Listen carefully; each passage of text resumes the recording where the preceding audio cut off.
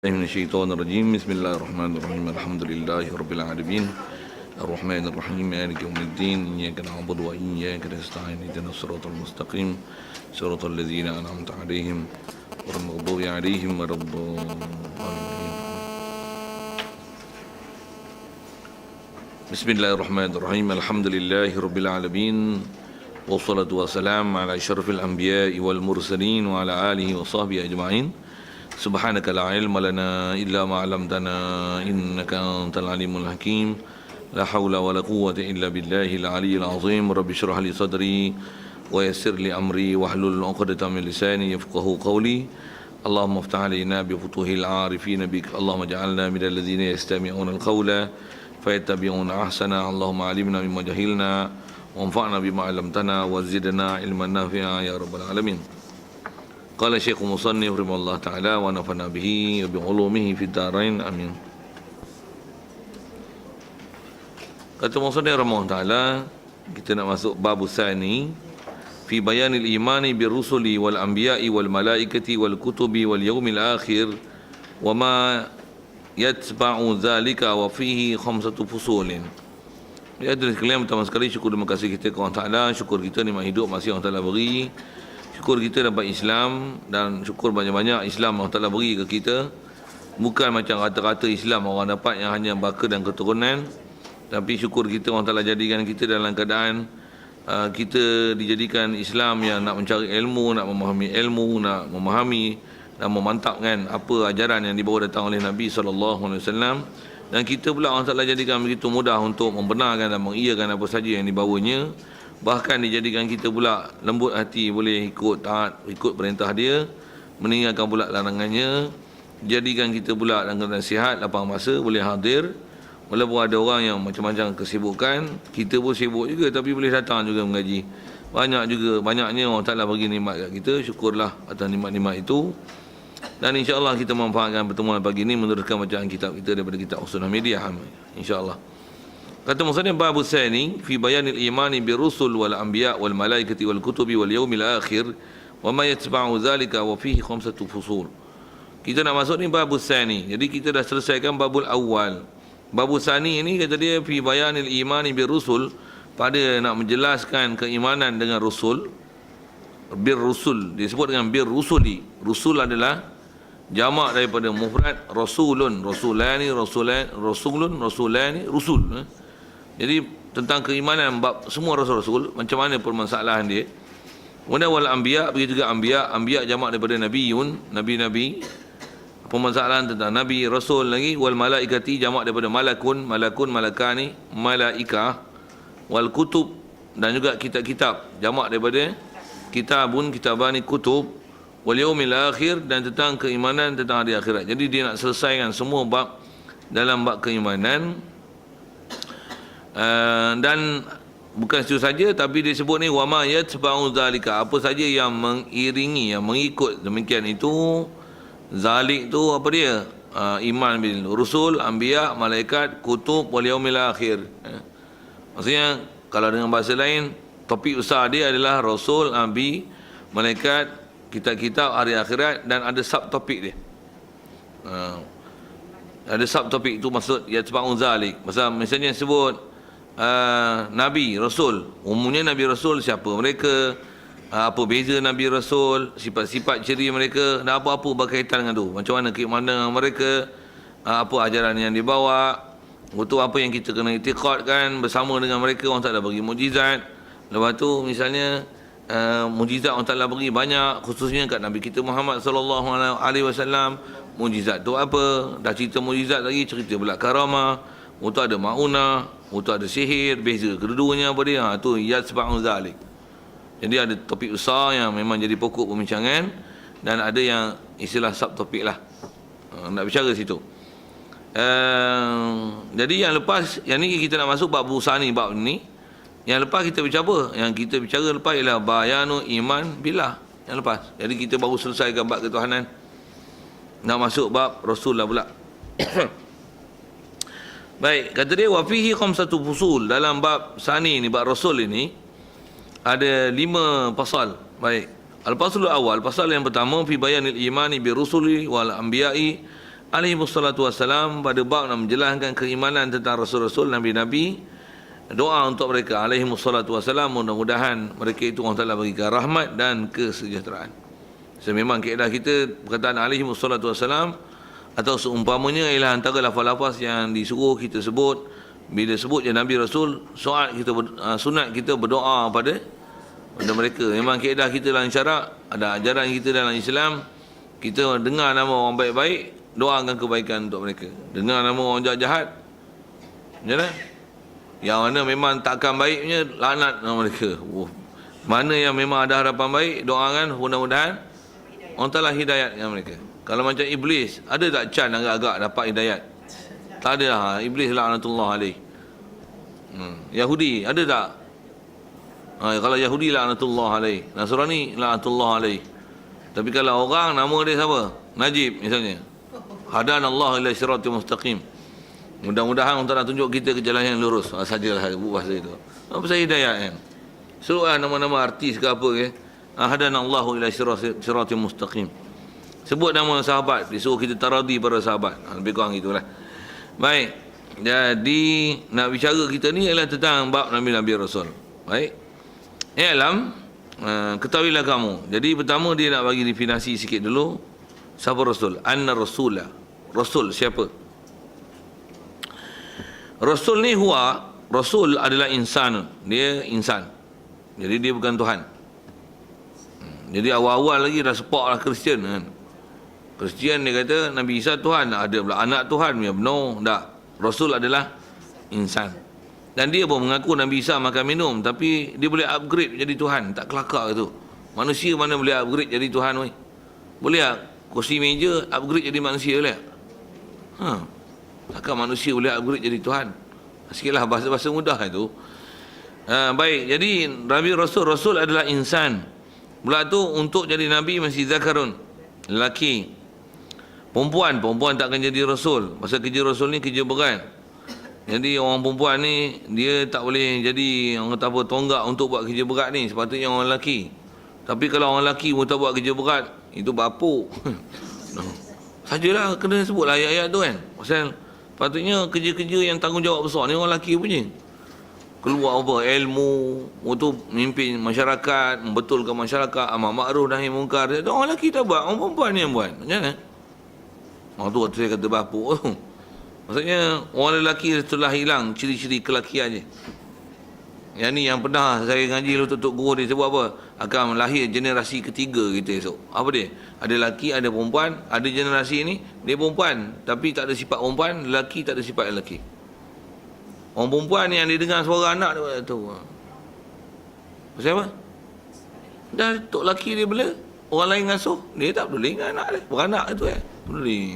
Akan ada generasi macam ni. Kita dah jumpa dah generasi ni. Begitu juga orang lelaki yang bila buat ilmu, buat jemaah macam mana? Tak kira jemaah.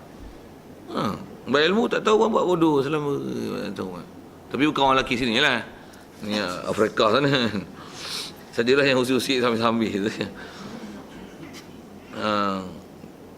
Nak jadi Nabi ya, mesti zakarun. Pula tu hurun, merdeka. Jadi golongan hamba-hamba takkan ada. Pasal Allah Ta'ala dia memang pelihara. Nabi Rasul ni tidak akan ada orang yang istilahnya orang yang down standard. Dia tak akan lantik Nabi Rasul daripada kalangan orang down standard. Semua Nabi Rasul yang Allah Ta'ala nak jadikan Rasul, dia telah tentu azali lagi siapa nak jadikan dia, dan dia memang set. Pasal dia set tu, dia setting siap lah. Dan dia takdir awal lagi bahawasanya memang Nabi Rasul ni ialah orang yang tak akan pertikaikan dengan fakta-fakta keturunan. Satu mesti Nabi Rasul merdeka. Lagi yang ni ciri istimewa dia. Auhallahu ta'ala ilaihi bi syar'in, yang mewahyu oleh Allah Ta'ala ilaihi kepada Rasul. Allah Ta'ala wahyukan dia bi syar'in dengan syarak, dengan satu syariat. Wa amarahu bi tablighihi lil khalqi, dan memerintahi Allah Ta'ala huwa ke Rasul bi tablighihi, dengan tabligkan syarak tersebut lil khalqi kepada makhluk. Jadi mana-mana orang menepati jadi Rasul dengan makna dapat wahyu, dia lelaki merdeka manusia, lepas tu dapat wahyu dan ada hukum syarak, ada hukum yang tertentu Allah Ta'ala perintahkan untuk dia dan dia sampaikan melalui lidah dia kepada umat, dan wajib untuk disampaikan syariat tu. Tu Rasul.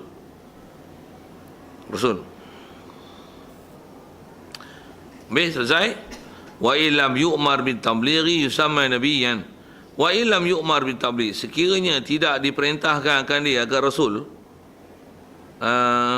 tak ada. Sekiranya tidak diperintahkan akan dia akan insan tadi, manusia tadi yang Allah Ta'ala beri wahyu tu, jika Allah Ta'ala bagi syarak sekalipun kat dia, tapi dia tak diperintahkan bitabligh dengan menyampai, dia tak kena sampaikan hukum itu. Syarak yang khusus tu tak wajib untuk dia sampaikan, ada orang lain sampaikan untuk dia, ataupun kat dia tak ada kena sampaikan hukum hakam itu. Orang macam ni yusama, dinamakan akan dia akan insan zakarun hurun awhallahu ta'ala ilaihi bi syar'in ni, yusama nabiyan, dinamakan nabi faqat. Siap. Tarikh kitab macam ni, tarikh memang cantik, cuma kita check sikit kita punya fahaman betul tak betul. Jadi kalau faham teks tu, apa beza Nabi Rasul? Rasul menyampaikan, Nabi tak menyampai. Tak menyampai langsung ke? Tak ada kewajipan. Tu lemahnya faham kita tu. Saya memang tu, saya ngajar lu bab Nabi Rasul ni lah yang kena antara betul kan. Pasal kita diajar dengan pendidikan kebangsaan dengan fahaman tak betul dalam fahaman Nabi Rasul ni. Tak mana yang tak betul? Tak Nabi tu tak betul. Kita diajar Nabi ni tak menyampai. Nabi dia sepatutnya Nabi Rasul semua menyampai. Yang menyebabkan jadi Nabi ni pasal apa? Pasal dia ada syariat khusus yang Allah Ta'ala perintahkan, sekalipun khusus perintahkan kat dia, wahyukan kat dia, tapi melalui dia, tak wajib dengan lidah dia disampaikan kepada umat.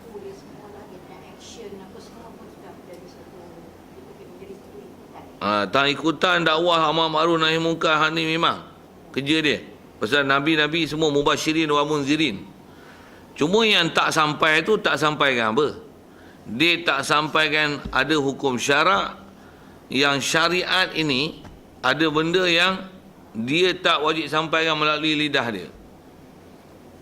Syariat ni syariat apa? Kalau tengok syarah-syarah kitab-kitab lain yang membicara gambar ni, Nabi ni dia tak ada syariat. Kalau saya suka guna bahasa ni, tak ada syariat baru. Kalau ada pun syariat baru untuk dia, tapi dia tak kena menyampaikan syariat baru itu kepada umat, kepada makhluk. Syariat itu untuk dia. Tapi dari segi dakwah, mubasyirin wa munzirin, maksudnya beri khabar gembira, cerita syurga neraka, amar ma'ruf nahi munkar, menyampaikan ilmu, dakwah. Tak menyampai tu, tak menyampai apa? Tak menyampai syariat baru. Syariat baru tu syariat macam mana? Syariat yang antaranya, nak kata baru tu, dulu satu hukum, sekarang hukum tu dimansuhkan. Tu baru tu. Mansuh tu hukum baru. Ataupun dulu hukum lain, sekarang hukum lain. Tu pun baru. Maksudnya dia ubah, bukan mansuh. Dua. Ataupun dulu tak ada hukum tu, sekarang ada hukum tu baru betul lah.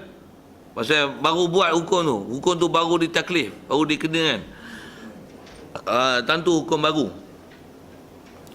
Jadi selagi dia tak sampai kan apa yang nama hukum baru itu, maka dia berstatus Nabi lah. Dia berstatus Nabi. Kalau ada hukum baru yang dia kena sampaikan, dia berstatus Rasul. Boleh tu? Apa masalah? Boleh? Apa contoh dia Nabi Rasul tu? Baik. Bagus soalan tu. Apa contoh dia? Dengar. Nabi kita Muhammad sallallahu alaihi wasallam mula-mula dapat wahyu, dia terus jadi Nabi ke Rasul? Nabi dulu. Bila jadi rasul ni? Atas fakta ni macam mana? Macam mana dia jadi rasul? Dia dapat syariat, yang syariat baru, yang dia kena sampaikan kepada umat. Soal, apa syariat baru yang Rasulullah dia kena sampaikan? Itu baru, nisbahnya dengan Nabi Rasul lain. Maya. Maya 5 waktu. Nabi Rasul mana yang sembahyang 5 waktu sebelum ni? Tak ada, Rasulullah je. Sembahyang malam ada tak? Sembahyang tahajud ada tak? Sembahyang tahajud ada, Nabi Rasul dulu ada sembahyang tahajud. Tapi sembahyang 5 waktu tak ada kat Nabi-Nabi dan Rasul dulu. Melainkan dekat baginda Nabi SAW dalam peristiwa Isra' Mi'raj. Jadi sebelum Isra' Mi'raj dia Nabi. Bila kita boleh andaikan kata Nabi Muhammad SAW itu jadi rasul lepas Isra' Mi'raj. Ya. Ya. Maksudnya kalau dengan istilah atau pembahasan dengan takrifan macam ni, dia jadi rasul dengan peristiwa Isra' Mi'raj. Pasal apa? Apa keyword dia? Pasal dia ada syariat baru sembahyang 5 waktu yang sebelum ni tak ada sembahyang syariat 5 waktu, melainkan hanya untuk Nabi kita Muhammad sallallahu alaihi wasallam, dan dia kena sampaikan kepada umat. Masa tu baru jadi rasul. Sebelum tu dia hanya nabi. Soal, kenapa jadi nabi saja? Dia dakwah lah. Dakwah. Dia cerita tak syurga neraka. Suruh orang beriman. Suruh tabligh lah, tabligh lah. Tabligh. Betul? Kenapa jadi nabi? Point. Saya tak bagi dulu. Pasal dia tak ada syariat baru. Tak ada syariat baru itulah yang bahasa ni. Wa in yu'mar wa in lam yu'mar bitablighi. Dia tak diperintahkan dengan suruhan syarak yang baru tu. Sama ada ada kat dia, lepas tu tak diperintahkan sampai satu hal, ataupun belum sampai lagi hukum tu, tapi wahyu dapatlah. Dapat wahyu jadi nabi lah. Kalau masih still ikut hukum hakam macam mana rasul sebelumnya, dia still nabi lah. Bila dia akan jadi rasul? Ada baru. Hukum ni dulu boleh, sekarang tak boleh. Tu saya sekali nak ulang. Baru tu dia punya CPA dia macam tu lah. Dulu tak ada, sekarang ada. Tu satu baru. Dulu ada, sekarang mansuh, baru. Ataupun dulu hukum lain, sekarang hukum lain. Itu hukum baru. Boleh? Kalau macam perkahwinan tu, Nabi lepas Nabi meninggal, dia kata last, tak boleh dah. Lepas Nabi baru hanya boleh 4. Itu macam mana? Adakah itu hukum masa Allah bagi dekat Nabi masa di tengah itu, Nabi sampaikan, atau lepas Nabi meninggal baru hukum dia hukum tak mana? Tak boleh kahwin dengan isteri dia. Bukan? Tak boleh lebih. Okey, ramai lebih pada 4. Ya. Tapi lepas Nabi meninggal, tapi ada sebut je kan dengan Nabi, ini masa kamu, lepas ini tak boleh dah. Ya. Itu macam apa kita nak istilahkan tu macam mana? Itu syariat dia lah tu, hukum hakam kat dia lah. Syariat baru dah juga kan? Syariat baru maksudnya dengan nisbah umat dulu baru lah. Pasal umat dulu jangan kata 4. Nabi Sulaiman, kalau ada riwayat sebut sampai 100 isteri. Nabi Daud sampai 300 isteri. Tu syariat dulu lain. Sekarang kemudian lain. Cuma kalau cerita Rasulullah tu macam mana? Pasal sebelum ada hukum kalau dia limited 4 tu isteri, memang ada di kalangan sahabat, hatta Rasulullah pun ada isteri lebih pada tu. Cuma bila turun ayat Quran 4, dia memansuhkan hukum kepada umat. Umat tak boleh kahwin lebih daripada 4. Mana isteri yang ada lebih daripada 4 macam mana? Dia kena pilih 4 saja. Rasulullah macam mana? Rasulullah tak ada arahan untuk dia cerai dengan isteri yang lebih. Yang tu khususiat kat Rasulullah. Atau istilahnya, atau bahas tafsir ayat Quran dan sebagainya. Allah dah cakap kan dia boleh pilih, tapi Nabi tak mahu kan? Ya. Dia maintain semua kan? Maksudnya dia kalau ikut keputusan tu kat Rasulullah lah. Sama dia nak ceraikan ataupun amsik alaika zaujaka wattaqillah apa dalam surah Ahzab tu rasanya. Cuma Rasulullah dia tetap biar isteri dia biar berserta isteri, dia tak ceraikan. Dan memang itu khususiat untuk dia. Sahabat lain tak lewat. Orang lain tak boleh.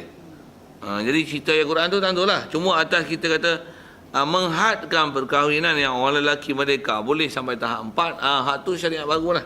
Cuma nisbah nak jadi rasul itu bila tu? Bila mula-mula dia terima syariat baru, hak tu dia jadi rasul. Kalau pun yang cerita tentang masalah limited yang pada 4 ni, yang ni macam-macam hukum lah. Yang belakang ni yang istilahnya hukum baru. Okey, boleh lah. Asal kita punya core business bicara tentang apakah perbezaan antara Rasul Nabi. Satu kalau kita belajar sekolah kebangsaan, belajar macam mana? Macam tu dia belajar bodoh-bodoh itu kan. Betul tak saya cakap tu? Apa yang bodoh-bodohnya? Sebut-sebut tak? Apa beza antara Nabi Rasul? Ilmu nak belajar banding beza, tapi banding beza bodoh-bodoh je. Apa dia? Nabi Rasul ialah manusia beri wahyu ini menyampai. Nabi tak menyampai. Tak menyampai apa? Tak pernah dibagi explanation. Dan kita pun macam tu dalam biasa jawab bodoh-bodoh. Pandai tak kira lah. Pandai. Dah pandai tu satu hal. Lepas tu sampai kita kata Nabi ni tak buat dakwah langsung. Ada yang tu lagi salah. Kalau sampai menafikan dakwah pada Nabi, salah. Pasal Nabi Rasul, Nabi bukan tak dakwah. Dia cuma tak ada, tu saya nak guna bahasa, tak ada syariat baru. Apatah lagi saya nak sebut. Pasal kita bicara ni buat akidah. Sebab apa? Ada orang mensyarahkan dengan syarahan yang salah dalam bab ilmu tafsir. Bunyi nampak betul, macam hebat. Nampak macam, baguslah tafsir dia. Faham aku. Bahawa hari ni aku faham ayat Quran tu. Fahamlah tapi sesat. Baik. Apa dia tu? Dengar. Ada ayat Quran bunyi macam ni. Kuntum khaira ummatin. Sama? Ukhrijat linnas. Macam mana kerja dia? Ta'muruna bil ma'ruf wa tanhauna 'anil munkar. Apa terjemah All of you as the best umat. Betul? Dia cakap putih lagi tu kan. Dia cakap Melayu dah biasa dengar kan. Betul? Apa yang menyebabkan jadi best umat? You ask people to do a right thing. Ta'muruna bil ma'ruf wa tanhauna 'anil munkar. Yang you tegah mereka daripada buat benda mungkar. Okey, ada orang syarah macam ni. Kita lebih baik pada Nabi, pasal Nabi pun tak buat kerja dakwah. Ada orang cakap macam tu. Kita sebaik-baik umat pasal apa? Kita buat kerja dakwah, amar ma'ruf nahi mungkar. Nabi tak menyampai. Nabi tak tabligh. Siap tabligh. Dia nafi ke siap tabligh? Itulah saya nak cerita apa? Saya nak cerita tafsir salah. Nabi tak tabligh, kita tabligh tak? Kita tabligh. Ta'muruna bil ma'ruf wa tanhauna 'anil munkar. Pasal tu kita jadi sebaik umat. Kita lebih baik pada Nabi pasal kita buat kerja Rasul. Rasul menyampai, Nabi tak menyampai. Kita buat kerja Rasul. Pasal tu kita lebih baik pada Nabi. Out zone akidah. Tawana out. Kata kita lebih baik pada Nabi. Satu orang salah dalam akidah. Dua, dia kata Nabi tak menyampai. Salah tu. Ni akibat mengajar akidah bodoh-bodoh di sekolah kebangsaan.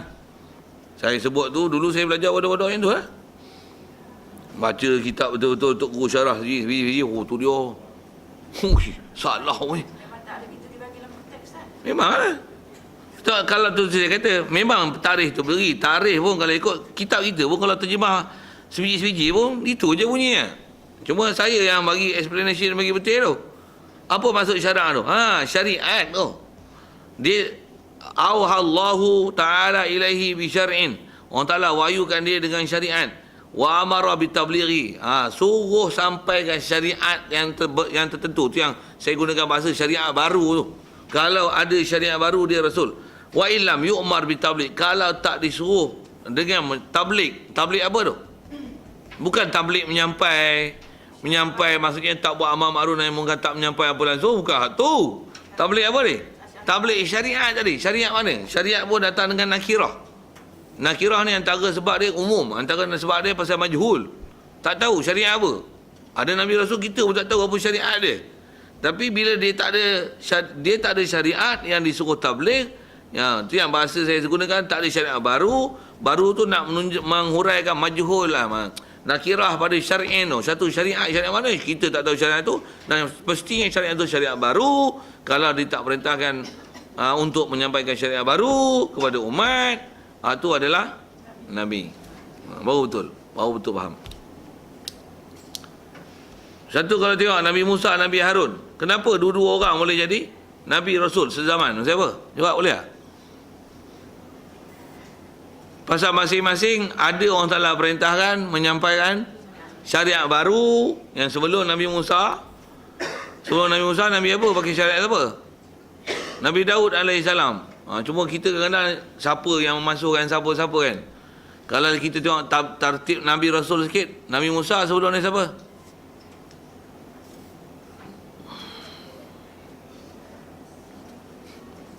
Oh, hak tu pun slow ke tak? Tertib lagu Rehan tu, tertib Rasul betul tu.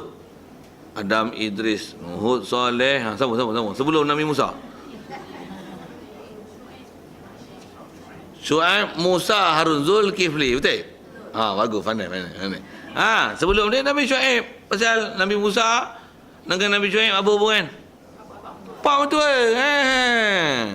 Pandai pun. Okey. Syariat Nabi Syuaib. Antaranya dia sah untuk mengkahwinkan anak perempuan yang 2 orang dengan lafaz mubham. Kita cerita sikit syariat. Memanglah dia beradik, tapi tak boleh kahwin 2 sekali masa tu. Tak boleh madu. Tapi dia boleh akad nikah dengan mubham. Quran sebut macam mana? Inni uridu unkihaka ihdata benahataini. Aku nak kahwinkan kau dengan salah seorang daripada anak perempuan aku 2 orang. Siap? Siapa? It's up to you lah whether you want to choose the older one or the younger one. The young or the young, the old or young kan. Itulah kan. Old and young. Itulah kan. Maksudnya nak pilih kakak ke nak pilih adik. It's up to you. Lafaz dia macam mana? Ihdab dan tayyahatain ni. Salah seorang daripada 2 anak perempuan aku ni. Jadi kat zaman dia boleh. Zaman ni syariat Nabi Muhammad akad nikah macam tu tak sah. Kalau ada saksi sah tak sah. Pasal apa? Bukan masalah adik-beradik. Mana boleh sebut lafaz tak tentu. Boleh tak saya jadi Tok Naib? Pasal tak tentu. Aku kahwin dengan kau dengan salah seorang daripada anak aku yang 7 orang. Pilih mana satu. Aku pun terima akad nikahnya seperti yang demikian itu. Siapa? Dia siap sepik. Cak Cilut kucing lampat Nasr Pak Haji tulang. Sajalah saya buat lawak gitu kan. Tapi macam tu kan? Mana sah? Wajib mesti dalam akad nikah tu disebut dengan lafaz yang ta'yin. Kalau anak saya ada anak perempuan ada 2 orang, 3 orang, saya kena sebut siapa tu. Okey, siap. Boleh faham kan? Cerita apa dia Nabi Musa. Jadi bila dia datang, ada syariat yang dimansuhkan syariat Nabi Syuaib. Sama ada mansuh kan? Satu. Ataupun antaranya dia datang hukum baru yang Nabi Syuaib tak ada, dia ada hukum tu. Cuma apa dia? Manalah kita tahu, kita kan belajar syariat Nabi Rasul dulu satu persatu. Syariat Nabi Muhammad kau belajar terhegeh-hegeh tak belajar tak habis-habis. Itu saya macam mana pun saya nak sebut kepada Nabi Musa sezaman dengan dia ialah Nabi Harun memang Nabi Syuaib pun sezaman, tapi dia Nabi Syuaib depan lagi kan, awal lagi. Antara sezaman dengan Nabi Musa Nabi Harun. Apa hubungan Nabi Musa Nabi Harun? Adik-adik. Nabi Harun adalah abang. Cuma nak sebut pasal apa dia jadi Rasul? Pasal ada syariat baru yang dia kena sampaikan. Bagus. Khidir pun sezaman dengan Nabi Musa. Pasal apa Khidir tak jadi Rasul? Boleh tak? Right.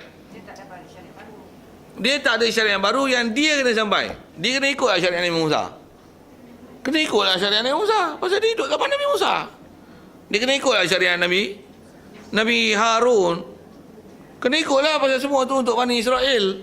Tapi Nabi Musa dia kena sampaikan hukum baru. Nabi Harun kena sampaikan hukum baru. Nabi Khidir tak ada hukum baru yang dia kena sampaikan melalui lidah dia. Tapi dari sisi hukum dia kena ikutlah syariat Nabi Musa.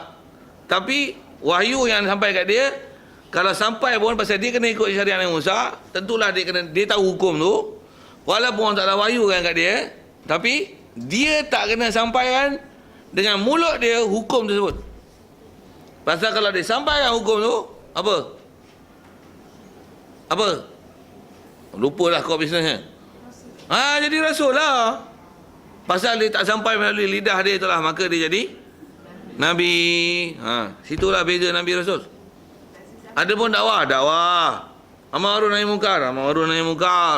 Tu kerja Rasul. Nabi-nabi ni kerja dia ialah mubasyirin wa munzirin. Apatah lagi Rasul. Cuma Rasul Mubashirin wa Munzirin dan ada hukum syariat baru. Yang antaranya memansuhkan hukum lama.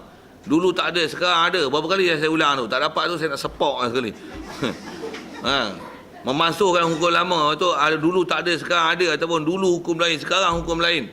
Pasal setiap Nabi Rasul tu bila datang Nabi Rasul, atas nama Rasul dia mesti ada hukum-hukum yang macam tu. Atas nama